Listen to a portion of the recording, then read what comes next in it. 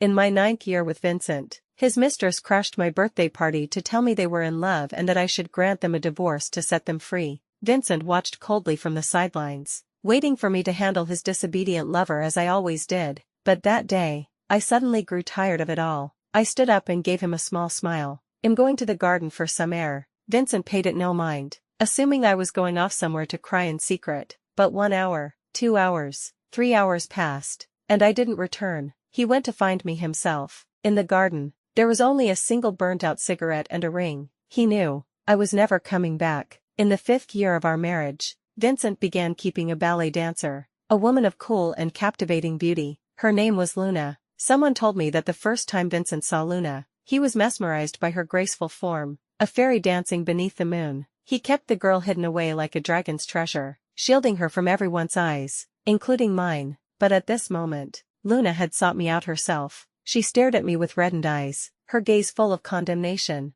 "Mr. Who doesn't love you anymore. The person he loves now is me. Don't you think it's cruel and unreasonable to bind him with this marriage? Mr. Who and I are truly in love. Please, just agree to the divorce and let us be together." Her tears were pitiful, as if she were a tragic heroine whose happiness was being blocked by me, the wicked woman. But I only found it laughable. "True love. You fell in love with another woman's husband. Don't you think you're despicable?" At my words, Luna's face paled, but in the next instant, her crying grew even more aggrieved. "Yes, you're right. It's despicable of me to love a married man. You have every right to curse me, but while I may be wrong, love itself is not. I just want to be with the man I love forever. I truly love Mr. Hua, and I don't want to be separated from him. Can't you just let us go?" Her words were absurd and childish, yet Vincent found her adorable and fearless. He gently wiped away her tears, coaxing her softly. "All right, be good, don't make a scene. I'll stay with you tonight." His words stunned the room. He was trampling on my dignity to support Luna. This was a level of indulgence his other lovers had never received. In the past, when others had come to me demanding I leave, Vincent, upon finding out, would personally make them suffer. He had warned everyone, "Rosalind is my wife. No one is to provoke her." But today, Luna had ruined my birthday. And not only did Vincent condone it, he even had his secretary personally escort her home. Then he walked over to me, his voice low. "Don't worry, I won't let her cause trouble again. So, don't you dare touch her." He was warning me. I didn't nod immediately. Vincent frowned slightly, his gaze as cold as ice. "Rosalind, Luna is young. She doesn't know any better." He was even making excuses for her. "I understand. Don't worry," I interrupted, nodding in agreement. Vincent's expression softened. He reached for my hand, but I instinctively pulled away. His face darkened with displeasure, but I simply smiled at him. "I'm going to the garden for some air." Vincent nodded. "Come back soon. We're waiting for you to cut the cake." "All right." I turned and left. Vincent's gaze followed me, but I didn't look back, not even once. Outside the banquet hall, a light rain was falling. I lit a cigarette. Through the swirling smoke, for some reason, I remembered the day Vincent proposed to me. It seemed to have been raining then, too. We had known each other since we were 3, fallen in love at 16. At 23, Vincent's business took off. He earned his first fortune, and then, he proposed to me. "Rosalind, will you marry me?" That day, he knelt on one knee before me, his hand trembling so much he could barely hold the ring. I looked down at him and asked only one question. "Will you love me forever?" He vowed solemnly, without hesitation. Forever. I believe his words were sincere at that moment, but sincerity is fleeting. At 27, Vincent took a young, beautiful girl as his mistress. When I found out, he knelt before me, crying and begging me not to divorce him, promising he would change. But once there's a first time, there will be a second, a third, a fourth. Now, he no longer bothers to hide it, and I no longer make a scene. I cried enough, and I seen through it all. Take Luna, for instance. Vincent treated her differently, warning and threatening me for her sake. 3 years ago,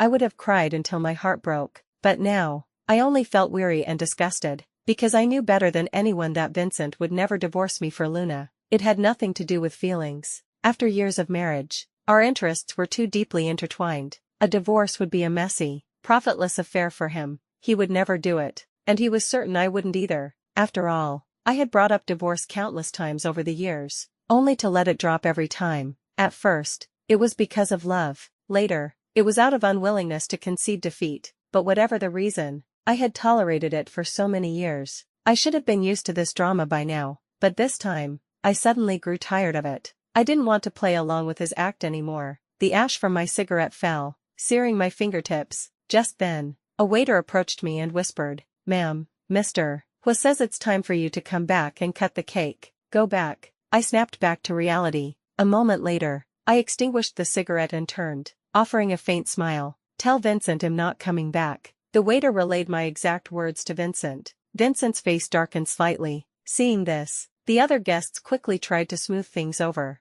"Mrs. Hua is probably just in a bad mood. Women have their little tempers. Mr. Hua, you have to be patient. You have to coax them. Mr. Hua, why don't you go talk to her?" At this, a thought stirred in Vincent's mind. He had known Rosalind since childhood. No one understood how much she loved him better than he did. Today, he had asked her to yield to Luna. And to placate Luna, he had said he would stay with her tonight. He shouldn't have said that. It was Rosalind's birthday. He should have stayed with her. He had misspoken. With that in mind, Vincent turned to the waiter. Was she crying? Rosalind had always been a crybaby. She cried when she was sad. She cried when she was happy. Even a sad movie could make her eyes red and keep her up at night. Sensitive and fragile, his words must have upset her, which was why she made an excuse to go outside and cry in secret. A sliver of guilt pricked Vincent's conscience. Rosalind was his wife, and it was her birthday. He shouldn't have humiliated her for Luna's sake. He should apologize, but as he was thinking this, the waiter shook his head.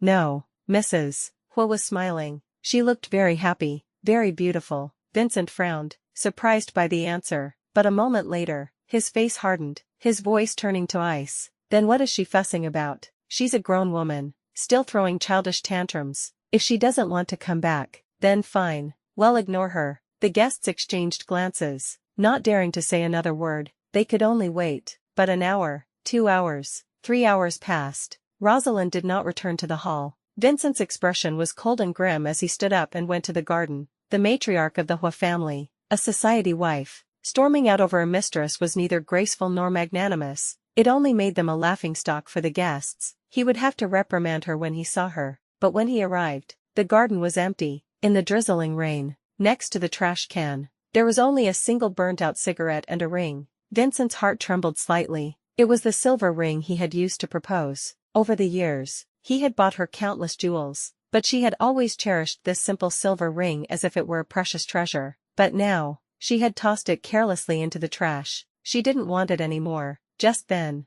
the wind picked up, driving the rain against him and soaking his shirt. He was chilled to the bone. But a thought came to him with chilling clarity. Rosalind was never coming back. The first thing I did after returning to our villa was contact my lawyer. He was professional and efficient, analyzing the division of assets for me. It wasn't the first time he'd handled my divorce case, though the previous attempts had always fizzled out. But this time was different. I was serious and focused. After some time, my phone rang. It was Vincent. He was probably angry that I had left without telling him, causing him to lose face. When I answered, his tone was cold. "Rosalind, what exactly are you trying to do?" I gestured for my lawyer to pause. Then, in a calm voice, I said, "I want a divorce." There was a moment of silence on the other end of the line. When he spoke again, his voice was much softer. "Is it because of Luna?" I didn't answer. He seemed to think he'd guessed correctly and let out a sigh of relief, his tone becoming soothing. "Rosalind, she ruined your birthday. It was her fault, and you have every right to be upset.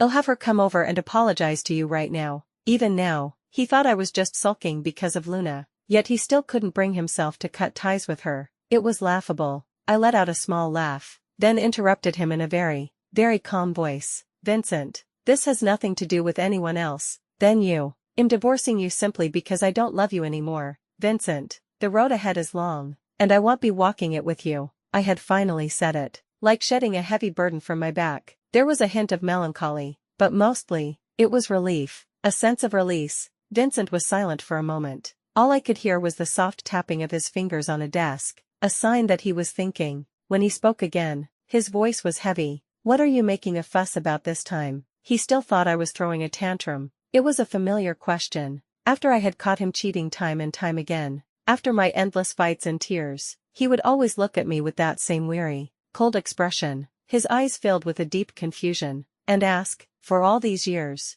my money, the company shares, they've all been in your hands. Those women are just for fun, A game. No one can threaten your position. You'll always be my wife, Mrs.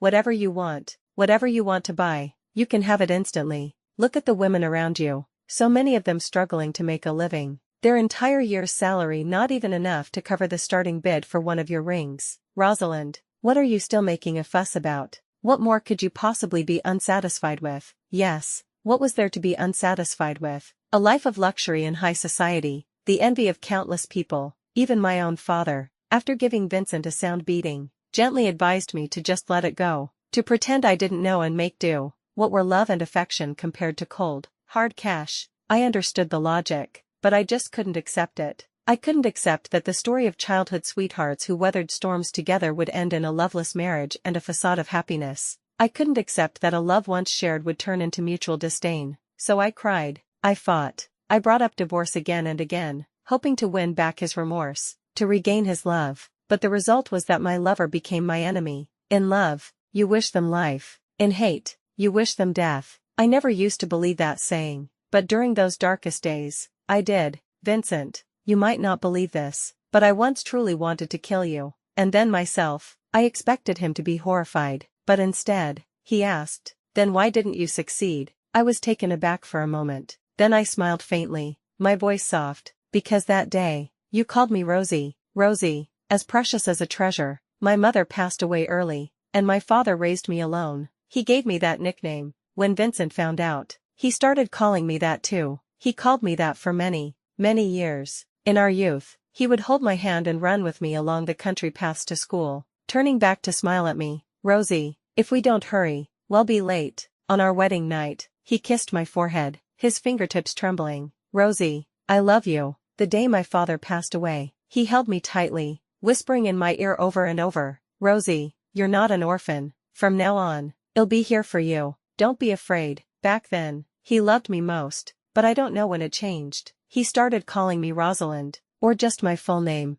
I thought I had forgotten the name Rosie, but that night, after I had gotten him drunk and my hands were closing around his neck, he opened his drowsy eyes and saw my tear-streaked face. His first reaction wasn't to struggle against his bound hands, but to ask me with a serious expression, "Rosie, why are you crying? Did someone bully you?" I froze. He was drunk. He didn't remember that he had betrayed me, that he had hurt me. He only remembered that he loved me most, that he couldn't bear to see me cry. So when I told him that he was the one who had bullied me, Vincent panicked instantly. He looked up at me, his voice pleading. Then, "I'm sorry, Rosie, I was wrong. You can hit me. How about I take you to get some of old man Lee's roasted sweet potatoes tomorrow?" I had a sweet tooth as a child and loved the roasted sweet potatoes from the vendor at the village entrance, but I was always reluctant to buy them. Vincent would always save up his money to buy them for me. He wouldn't even take a bite himself unless I forced it on him. We were at our poorest then, and also most in love. Whenever he made me angry, he would look at me with those pitiful eyes, like a lost puppy afraid of losing its owner, just like he was that night. So, pathetically,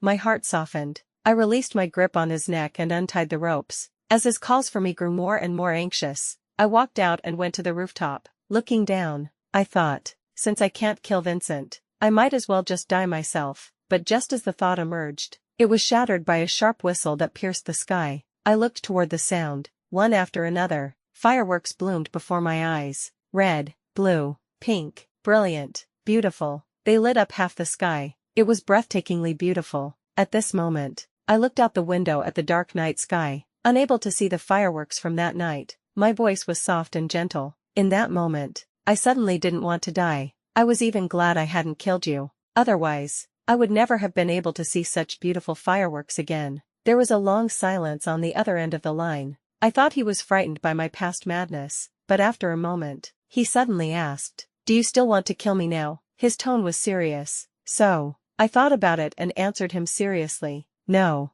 it's not worth it." Vincent did not agree to the divorce. It had nothing to do with feelings. After so many years of marriage, our interests were too deeply and tightly entangled. A divorce would be a major, debilitating upheaval for him. The division of assets would affect his company's IPO. Besides restoring his single status, it offered him no benefits. Vincent was an excellent businessman. He wouldn't do anything that wasn't in his favor, so he chose to ignore it. Just as he had ignored my hysteria in the past, this time he ignored my request. The divorce papers sent by my lawyer. and the property settlement agreement. I had no intention of fighting with him anymore. I simply had my lawyer inform him that if he wouldn't agree to a divorce, I would sue him. Then I packed my bags and left the city. Just before the plane took off, I received a text from Vincent. Rosalind, you know this is a critical time for the company's IPO. Do you really have to cause trouble with me now? After all our years together, does it really have to come to this? I thought for a moment and replied,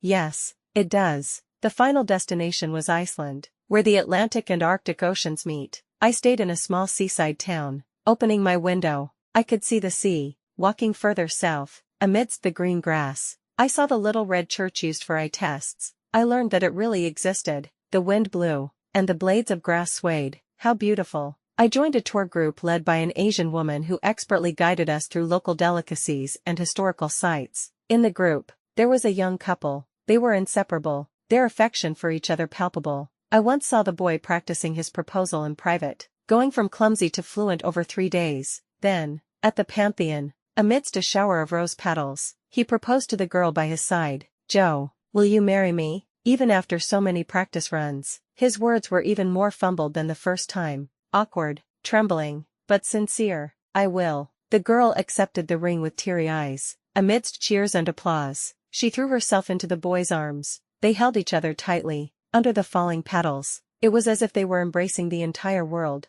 On the way back, the boy went to pack their things, and the girl sat down next to me. She touched the diamond ring on her finger with a cherished, careful gesture. Then she noticed the faint mark left by a ring on my own ring finger. She blinked and looked at me. "Sister, are you married?" "Yes." The girl was naturally friendly. Hearing I was an old hand, her interest was piqued. "Sister, how old were you when you got married?" "I just started working this year." Was it too soon to say yes to his proposal? She was young. Her eyes were filled with dreams for the future, adoration for her beloved, and apprehension about marriage. She was afraid of choosing the wrong person, of taking the wrong path. Unlike me, young and naive, I had rushed headlong toward Vincent, believing love could conquer all. Only later did I understand that all my hardships were because of love. Marriage had brought me nothing but endless pain and ceaseless tears. My marriage was undoubtedly a failure. So, I was in no position to offer her platitudes or advice on love. I simply told her, "I got married at 23. I'm 32 now and preparing for a divorce. For me, marriage isn't about age. If you like someone, be together. If you don't, then separate. It's better to keep things pure and simple." The girl nodded, a little confused, then asked cautiously, "Are you getting a divorce because you don't love him anymore?" I smiled and nodded, "Yes, we're sick of the sight of each other." On the 7th day of Rosalind's absence, Vincent went to pick up Luna after her performance. On the way back, Luna was scrolling through short videos. "I got married at 23. I'm 32 now and planning for a divorce." "Sister, are you getting a divorce because you don't love him anymore?" "Yes, we're sick of the sight of each other." A shiver ran through Vincent. He turned to look. He couldn't see the speaker's face, but he knew that voice. It was Rosalind. She said she didn't love him anymore, said she was sick of the sight of him. It was too ridiculous, too absurd. Rosalind's mother had died early, and her father had passed away recently. Besides him, she had no one in the world to rely on. She couldn't leave him. Even though she had mentioned divorce countless times over the years, Vincent knew that she was the one who couldn't bear to let go. She couldn't bear to leave him. And more than anyone, she valued having a family of her own. The divorce threats, the fighting, it was all just a ploy to get his attention. How could she not love him anymore? Vincent thought this, but a growing unease and gloom spread through him. He desperately needed her confirmation, so he pulled the car over to the side of the road, ignoring Luna's confused look, and took out his phone to text Rosalind. But when he opened their chat, he saw that his last message asking when she would be home was still unanswered. Above that was her message telling him to direct all matters to her lawyer and not to disturb her. He thought for a moment and decided to ask where she had gone, but all he got back was a red exclamation mark. Rosalind had blocked him. Vincent's fingertips trembled. A sudden emptiness hollowed him out. Just then, he heard the girl in the video ask Rosalind, "So, if he came back now and tried to win you over again, would you forgive him?"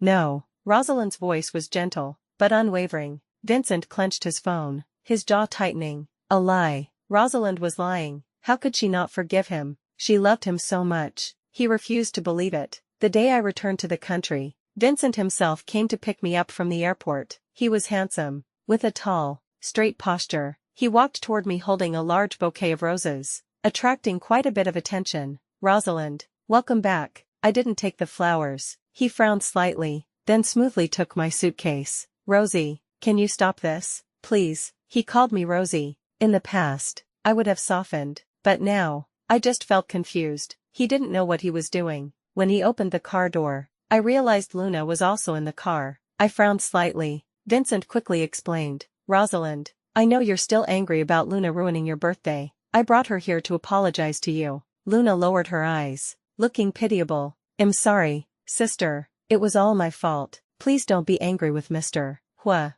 "Okay." I watched this farce in silence, not saying a word. Vincent tried to take my hand, but I avoided it. He sighed, as if in resignation, and conceded, "If you don't like her, I'll break up with her." "Okay." At this, Luna's face went white. She looked at Vincent in disbelief, but I refused. "No need. The young have their advantages." Vincent was stunned. "What?" Just then, a young man tapped on the car window. Seeing me, he slid right in next to me, taking my hand and lacing his fingers with mine. "Sister, how could you leave me behind?" Before I could speak, Vincent's expression changed. His eyes darkened as he stared at the boy's hand on mine. "And who might this be?" The boy looked back at him, then at me. "The ex-husband." I nodded. The boy grinned, a youthful energy radiating from him that was almost blindingly bright. "Hello, ex-husband. I'm Leo, sister's kept man." His gaze was terrifyingly frank. Luna frowned in disgust. "How can you be so shameless?" Leo rolled his eyes. "What's the problem?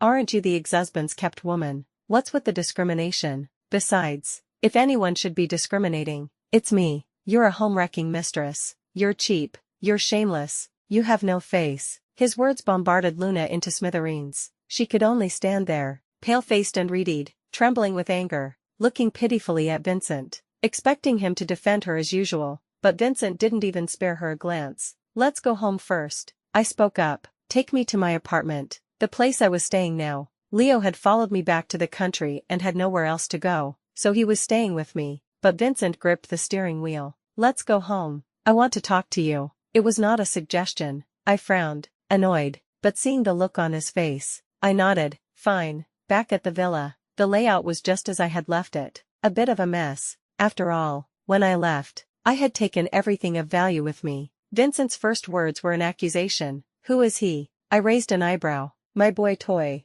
Didn't you say you couldn't accept an open marriage? Now you've found a young man for yourself. Have you been having fun with him these past few days?" Vincent's brows were tightly knit. He looked at me, a careless smile playing on his lips, but his eyes were cold. I looked at him and laughed. "Quite a lot of fun. Young men have a lot of energy." My frankness shut down his sarcasm. I was getting impatient. "Vincent, is this what you wanted to talk to me about? If so, I'm not interested. He's young and has nightmares when he sleeps alone. I'm going to keep him company." Those words should have been familiar to Vincent. He had once said the same thing to me. Vincent clearly remembered that incident as well, and his face turned extremely ugly, but in the next second, he looked at me, took 2 steps closer, and looked down at me with a smirk. "Rosalind, let's both break it off with them and start over." "Okay, the one I love is you." I pushed him away, looking up at him wearily. "You don't love me. You're just upset that someone you thought would never leave suddenly did, and it bruised your ego. You've had a compulsion for perfection since you were a child. You'd rather go hungry than eat a cookie with a missing corner. Now, you'd rather find woman after woman on the side than let me go, just to preserve your perfect marriage. After all these years, I knew him better than anyone. I knew his coldness, his selfishness. He was tired of me, but he couldn't stand the thought of anyone else having me. This wasn't love. It was his arrogance. Vincent, you are seriously sick. You should get help." Vincent fled in disarray, but the next day, he was back at my door, wanting to drive me to and from work. I didn't refuse. Until the divorce was finalized, we were still a respectable high society couple. Vincent became increasingly attentive, reporting his every move to me, text after text. I didn't read them, let alone reply. People at the company called me Mrs. Hua. They knew who I was. I had no interest in a 9-to-5 job. With money, I had no desire to endure hardship unnecessarily. A nominal position, showing up occasionally, was enough. I had a friend at the company, which is how I knew about Luna. This time, my friend saw Vincent constantly dropping by my office and asked if he had a change of heart. I scoffed. I invited her to dinner after work. After she agreed, I texted Vincent, telling him not to pick me up, I'll pick you up after you're done. Okay, I agreed. My friend and I left work together. In the underground parking garage, as she was driving, she said, Mr. Who broke up with Luna, right? I told you he still cares about you. If you get angry, he'd never keep her, no matter how much he likes her. I smiled. Maybe, these past few days, Luna had called Vincent many times. I had seen it, but he hadn't answered a single one. Even when I told him, answer it. It might be important. Vincent had looked at me with a complex expression, a mix of frustration and sadness. You don't care. I looked at him and shook my head. I don't care. I had stopped caring long ago. But Vincent blocked Luna right in front of me, as if he had truly changed. During dinner, my friend asked, so if he's changed for the better, are you still going to divorce him? I didn't answer. I looked out the window. The sky was dark, and there were few pedestrians on the street. A man stood under a streetlight, his face obscured, but his tall, straight figure was conspicuous. A girl came down from an apartment building and rushed into his arms. The man lowered his head and gently kissed the corner of her eye. A car passed by them. Its headlights illuminated their faces. It was Vincent and Luna. I watched quietly for a while, then took a picture of everything. Just then, my phone buzzed. It was a message from Vincent. Are you done? I'll come pick you up. No need. I'm not coming back tonight, he replied instantly. Okay. I looked down. Vincent was holding Luna's hand as they walked into the apartment building, both of them smiling. In the middle of the night, I was awakened by my phone. It was Luna. She sent me a photo. Vincent was sleeping soundly on her chest, which was covered in mottled kiss marks. Erotic, cloying, a far cry from the cool, ethereal woman I first met. Your husband is great in bed, sister. He lost interest in you a long time ago. Why do you keep clinging to him without a shred of dignity? I saved the photo, thought for a moment, and transferred her 52 cents. The note read, for your services. Luna was furious and sent a barrage of messages. I didn't read a single one. I forwarded the photo to my lawyer. Evidence of infidelity. Get me more of the assets. The lawyer replied instantly. Don't worry, Ms. Gu. The next morning, when I went downstairs, Vincent was already waiting for me at the door. Good morning, Rosalind. He looked refreshed, his brow smooth with the satisfaction of fulfilled desire. He had brought me breakfast, pan-fried buns and soy milk, my old favorites. I ate one or two absent-mindedly, giving non-committal answers to his questions. My indifference was obvious. Since Vincent's rise to success, no one had dared to be so openly dismissive of him. He was displeased. Rosalind, do you have to be like this with me? He stopped the car and looked at me, a hint of grievance in his eyes, as if I were the one who had wronged him. But when he met my calm, placid gaze, he was at a loss for words. Then sign the divorce papers. If you can't stand it, then don't. At my words, his face turned cold. Don't even think about it. His tone was resolute. I sighed and leaned back in my seat, a mix of exasperation and resignation in my voice. Vincent, why are you so pathetic? When I loved you, you hurt me. Now that I don't love you, you cling to me. Truly pathetic. So annoying. Vincent held out, refusing to sign, so we maintained our marriage, but he was clinging to me tightly. I knew he was trying to keep me from seeing Leo, but when Leo couldn't find me, he would wait for me at the company entrance, clinging to my arm and whining, asking if I didn't care about him anymore. I would smile and soothe him. I care. After I coaxed him away in full view of everyone, I turned to see Vincent standing at a distance, watching me. I didn't know how much he had seen, but he said nothing and left the company alone, as if he were sulking.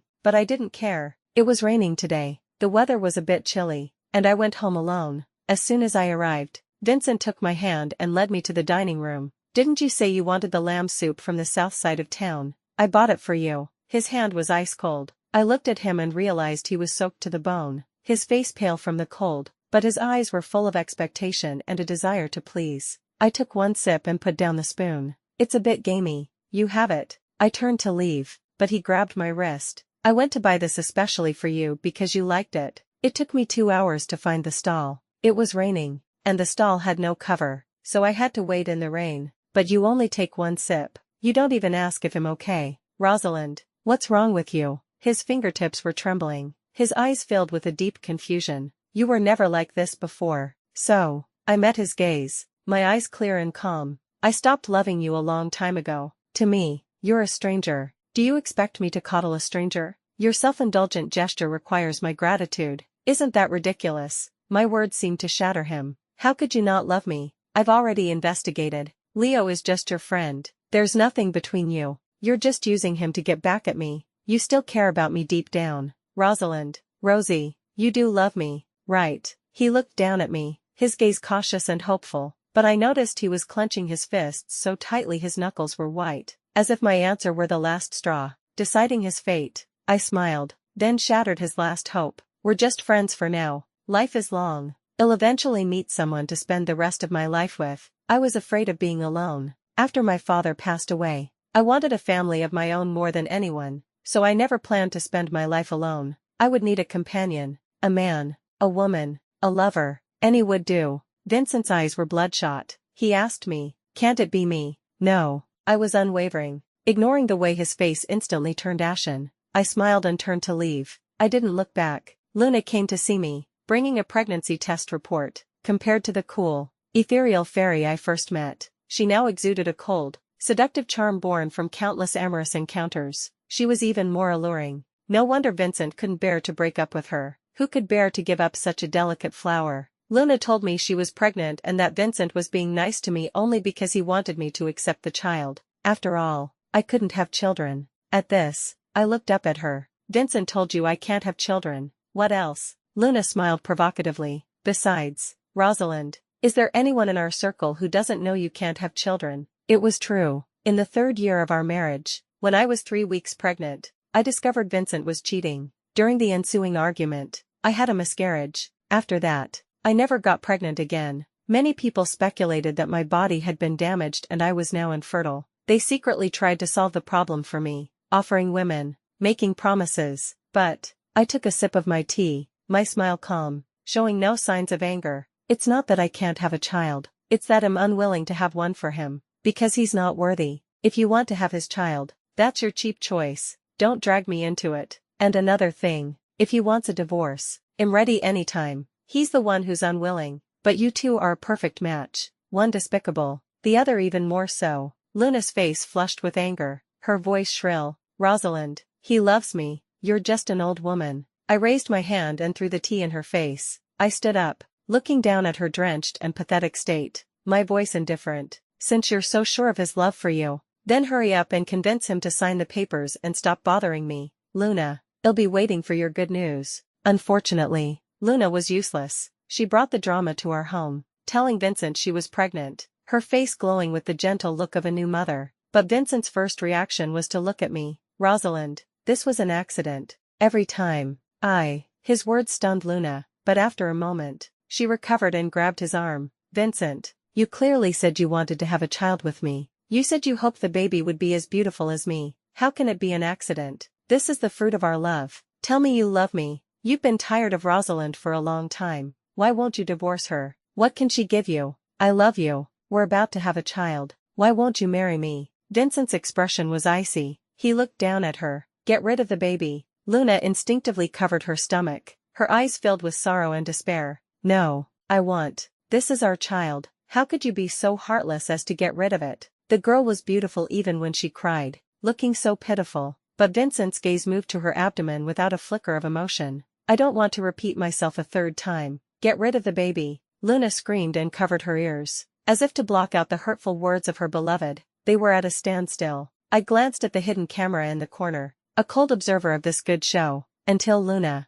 exhausted, fainted. Vincent had someone take her to the hospital. I'm sorry, Rosalind. I will handle this, he promised me. I was stunned for a moment, then laughed. No need, I don't care. The room fell silent. Vincent stared at me, his eyes as dark as swirling ink, but the corners were a vulnerable red. You don't care. He seemed utterly devastated by my indifference. I looked at him steadily. It wasn't until he subconsciously grabbed my wrist that I realized his fingertips were trembling violently. How can you not care? You should be sad. You cry so easily. Why aren't you crying? Rosalind, Rosie, please don't look at me like that. Okay. The end of his sentence was laced with a plea. In that moment, he seemed to have humbled himself to the dust, desperate for my pity, but I only felt that the dust was dirty, and he was even dirtier. Should I care? We're getting a divorce. Whether you have children, who you have them with, how many you have, it has nothing to do with me anymore. Vincent, I really, truly don't love you anymore. Seeing his crumbling expression,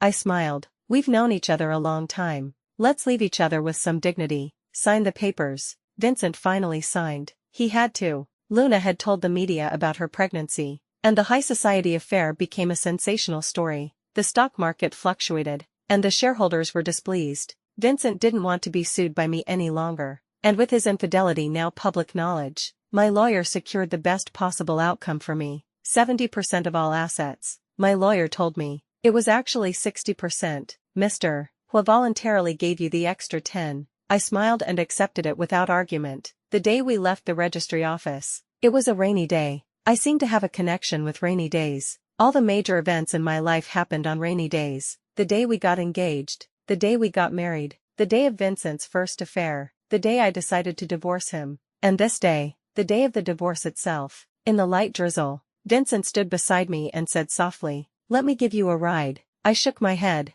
No need. Someone is coming to pick me up. Just then, Leo squeezed between us, holding an umbrella. "Sister, I'm here. It's cold today. You should wear a jacket. You're starting to get a cold." He fussed over me, draping his jacket over my shoulders. I accepted it gracefully and stepped under his umbrella, and at that moment, the rain suddenly stopped. I looked up. The sun was breaking through the clouds, dispelling the gloomy mist. The sunlight fell gently upon me, warming away the chill of the rainy season. I smiled. I turned back and waved at Vincent. Goodbye. The storm had passed. Goodbye to the gloom. Epilogue. Regret. Useless. The day of the divorce. Vincent stood frozen in place, watching Rosalind and another man walk away under a shared umbrella. He could vaguely hear the boys' cheerful chatter and Rosalind's exasperated laugh, but her eyes held a light-hearted joy. It was a carefree ease he hadn't seen in her for a very long time. He had known for a while that Leo was not her lover. Rosalind couldn't do it. She had tried once, found a boy, and they had appeared very close, but when he saw the boy's face, he had stopped caring,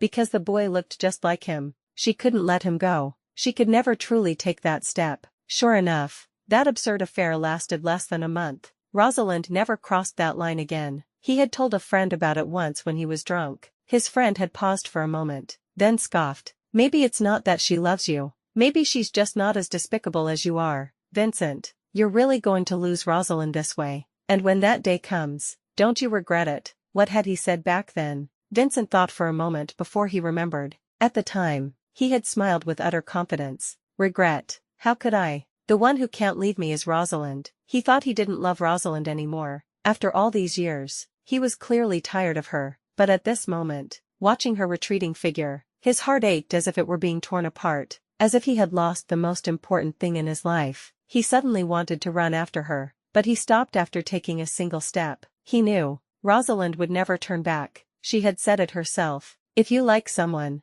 be together. If you don't, then separate. Vincent, I really don't love you anymore. Let's separate. She had never lied. She just didn't love him anymore. Never again. The rest of her life would be like the sky after a storm, dazzlingly bright, and he would be left standing in the rain for the rest of his life. But no one cared. No one ever would again.